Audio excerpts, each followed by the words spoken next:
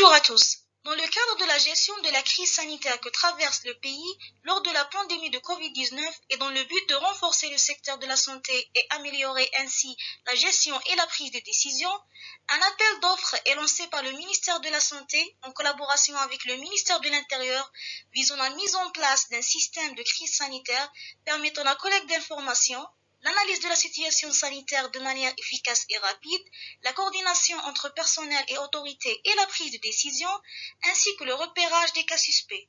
Dibrain offre ses services, son expérience et ses compétences et propose une solution bien étudiée et exhaustivement préparée pour faire face à cette problématique. Ce qui suit, c'est un récapitulatif du travail fait par Dibrain dans le cadre du projet. Voici notre plan. On commencera par une brève présentation de notre entreprise, suivie par une vue globale de l'offre technique et ses 3 volets, ainsi que la mise en œuvre. On présentera aussi l'aspect financier de la solution et on va conclure par nos perspectives vis-à-vis la solution et une petite conclusion. Pour entamer cette présentation, nous allons d'abord vous présenter l'entreprise qui répond à cet appel d'offres, Dibrain. Nous sommes Dibrain, une société algérienne de développement et de recherche informatique. Notre but est de délivrer aux clients des solutions intelligentes et innovantes pour remédier à leurs problèmes tout en utilisant les technologies les plus récentes, les architectures les plus appropriées à leurs besoins et ressources disponibles. Nous veillons à concrétiser la vue du client avec une interface souple et conviviale en un temps optimal. Nous offrons également un service après-vente pour accompagner le client après le lancement de son produit sur terrain. Dibrain est une société active dans plusieurs domaines. J'en cite l'intelligence artificielle, la robotique, le big data, les solutions cloud, la sécurité informatique et la business intelligence. Nous avons travaillé sur plusieurs projets importants que vous trouverez disponibles sur Internet, notamment Koutoub Z World, Nouroudi et Min Al Jazair, en collaboration avec le ministère des Travaux publics et des Transports. Depuis sa création, Dibrain a signé des accords de partenariat avec des grands leaders du marché des technologies informatiques. À titre d'exemple, Symantec, Microsoft et Cisco. L'entreprise a donc obtenu ses certifications auprès de ses partenaires, lui permettant ainsi de se distinguer dans le marché qui devient de plus en plus concurrentiel.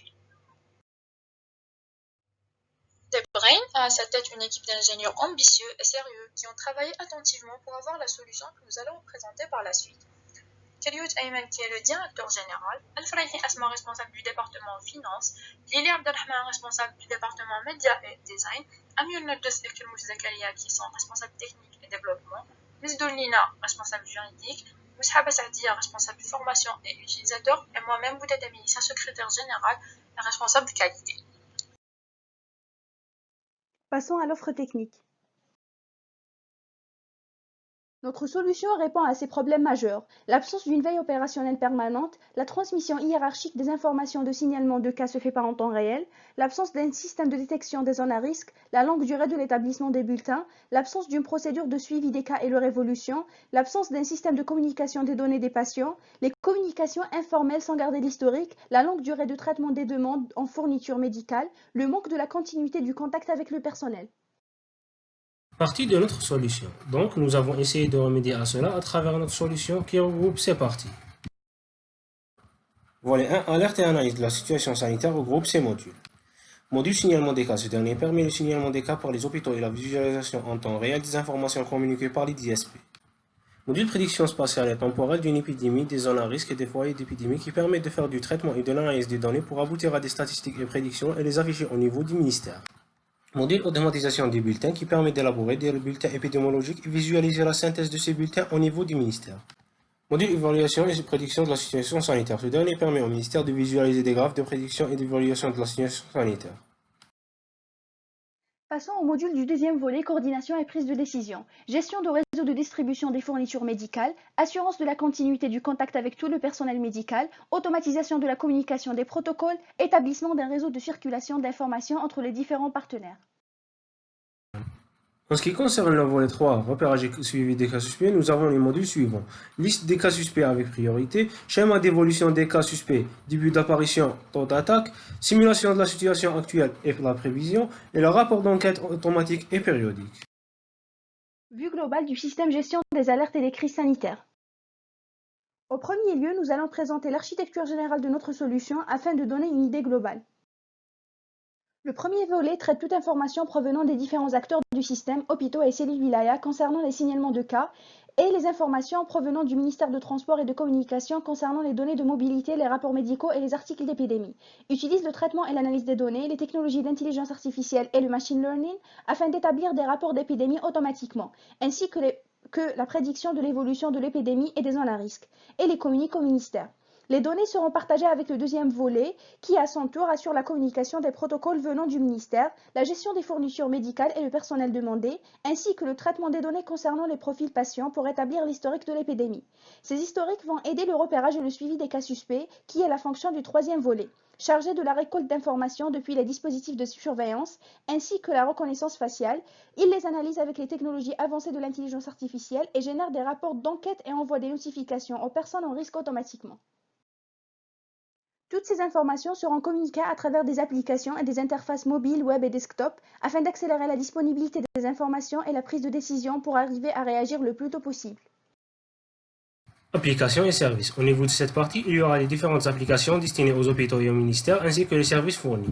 Nous proposons l'installation d'un système et infrastructure de communication hiérarchique et en temps réel, ce qui garantira la détection de toute anomalie, une sauvegarde continue et centralisée des informations pour l'exploitation et suivi précis d'évolution des cas. Concernant le volet 1, alerte et analyse de la situation sanitaire, nous avons les applications destinées au ministère qui permettent de consulter les informations des déclarations des cas et leurs évolutions, envoyer des alertes de notifications aux hôpitaux et aux cellules wilaya, visualiser les résultats des différentes prédictions et statistiques de zones de risque, recevoir une notification concernant une menace d'épidémie probable à partir de synthèse de traitement des données. Deuxièmement, une interface destinée aux cellules wilaya permet de recevoir les alertes et les notifications du ministère, consulter les informations des cas déclarés, élaborer des rapports et les communiquer au ministère.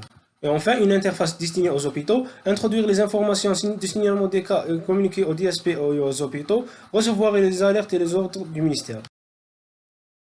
Passons aux applications du deuxième volet, coordination et prise de décision. Une application pour la direction nationale au niveau du ministère de la Santé à Alger, un tableau de bord des différentes statistiques regroupées de la situation. Ça leur permettra ainsi d'avoir accès aux informations détaillées des patients et effectuer des traitements sur les données récoltées. Une application destinée aux DSP, à travers laquelle les DSP recevront les statistiques des établissements dans le territoire, les valident et les mettent à la disposition de la direction nationale. Une application pour les établissements hospitaliers. À la venue des patients à l'établissement hospitalier, un profil est créé systématiquement par une simple insertion d'une carte d'identité. Les informations sont sauvegardées au serveur central du ministère et peuvent être consultées et mises à jour à tout moment.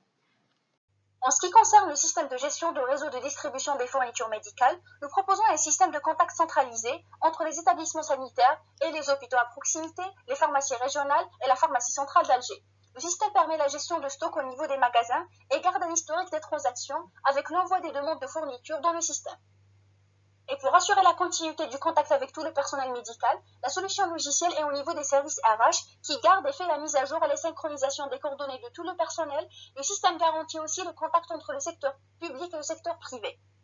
Et en ce qui concerne l'automatisation de la communication des protocoles destinés au personnel et aux services et aux administrations, un réseau de diffusion visuelle composé des écrans pour l'affichage des nouveaux protocoles et des directives dans les établissements, un tableau de bord au niveau des centres opérationnels, et par l'envoi d'un SMS au personnel concerné, le push des notifications pour les utilisateurs de l'application mobile, l'envoi des emails quand un protocole est ajouté. Le réseau de circulation d'informations est aussi assuré par les applications dédiées à chaque partenaire en cas de communication urgente ou non urgente. Concernant les services et les applications du troisième volet, repérage et suivi des cas suspects, nous avons pensé à déployer une application mobile, le laissez-passer algérien. Elle va être le moyen de demander et recevoir des autorisations d'accès ou de laissez-passer attribuées par la police et les communes. Dans le cas d'un confinement, elle va faciliter cette tâche, réduire la consommation de papier et de mémoriser les déplacements des citoyens en Algérie au quotidien. De plus, ces données récoltées vont être la base primaire de notre modèle d'intelligence artificielle.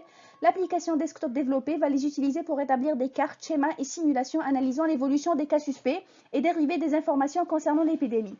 De plus, des systèmes d'alerte réalisés en collaboration avec les opérateurs téléphoniques vont permettre de partager avec les résidents d'une région particulière des conseils, symptômes, conduites à tenir et toute autre information concernant la situation sanitaire courante.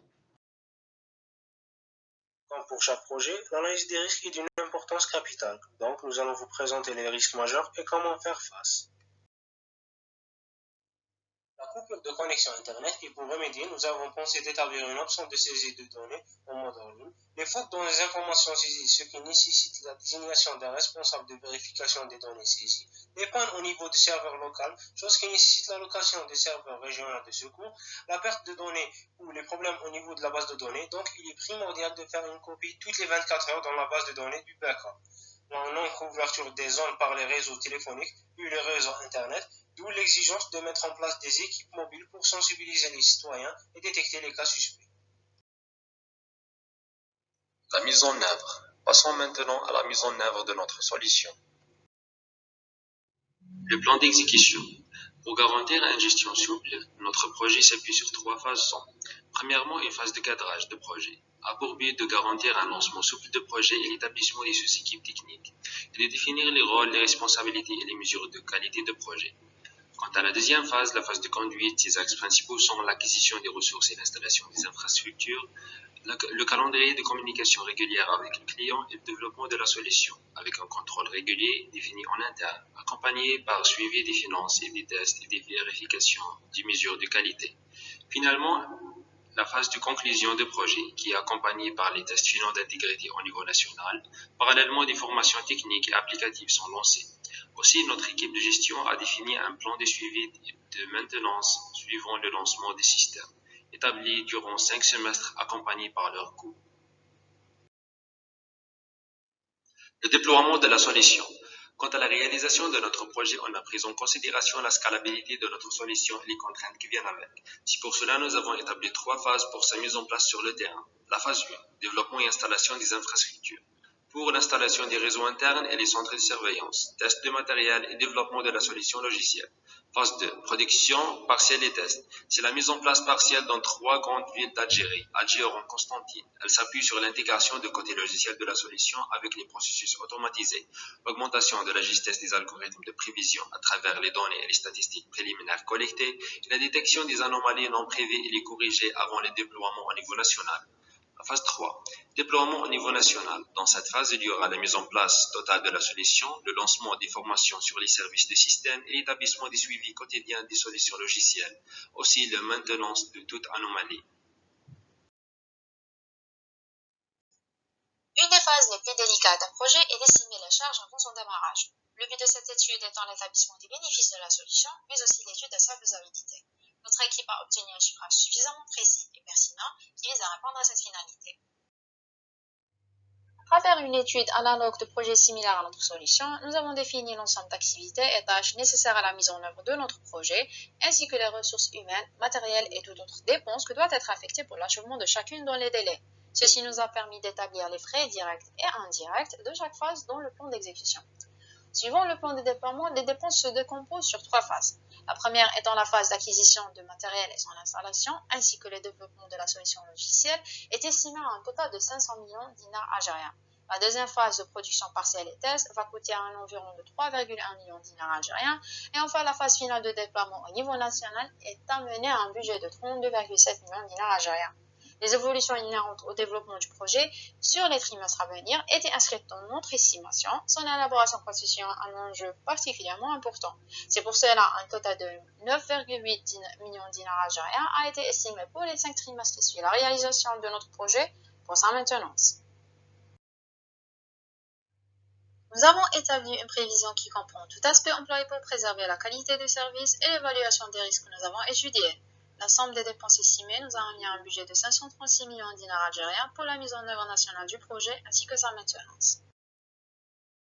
On passe maintenant aux perspectives. Lors de la conception de cette solution, nous étions limités par de nombreuses contraintes, notamment la durée du projet qui ne devrait pas dépasser les 8 mois, le coût total ainsi que l'état non informatisé des systèmes existants, ce qui menait vers une solution bien dédiée à résoudre notre problématique d'une manière efficace le plus tôt possible. Mais cela n'empêche de penser plus loin aux perspectives de ce projet, au-delà de l'installation et l'adaptation complète de la solution sur terrain, parmi lesquelles on cite l'inclusion des modules d'intelligence artificielle pour traitement de langage naturel et ainsi une meilleure analyse de la situation sanitaire, Déploiement de robots pour contrôle de la circulation dans les rues dans le cas de confinement, à l'aide de l'application mobile Le laissez-passer algérien et l'analyse intelligente des cartes d'identité biométriques, extension de l'installation des caméras thermiques et de la surveillance, et aussi mise en place de plus de serveurs régionaux pour minimiser la charge des serveurs actuels. C'est ainsi qu'on atteint la fin de notre présentation. Notre but était de consacrer nos compétences professionnelles pour aboutir à cette solution sur mesure pour notre problématique, de décrocher cet appel d'offres et satisfaire vos besoins. Nous avons passé par une étude extensive des systèmes existants et essayé de mener un changement positif et efficace, tout en assurant la faisabilité, la qualité et les délais définis dans le cahier de charges. Les technologies les plus avancées sont utilisées afin de suivre le développement mondial et augmenter la précision des résultats. Notre solution est en disposition de changer suite à vos demandes. Avant de finir, on remercie tous les efforts déployés lors de la conception de cette réponse et on vous remercie ainsi de votre attention durant cette présentation. Nous espérons que nous avons réussi à vous convaincre de notre capacité de prendre en charge cette offre. Pour toute intervention et toute question, nous sommes à votre disposition.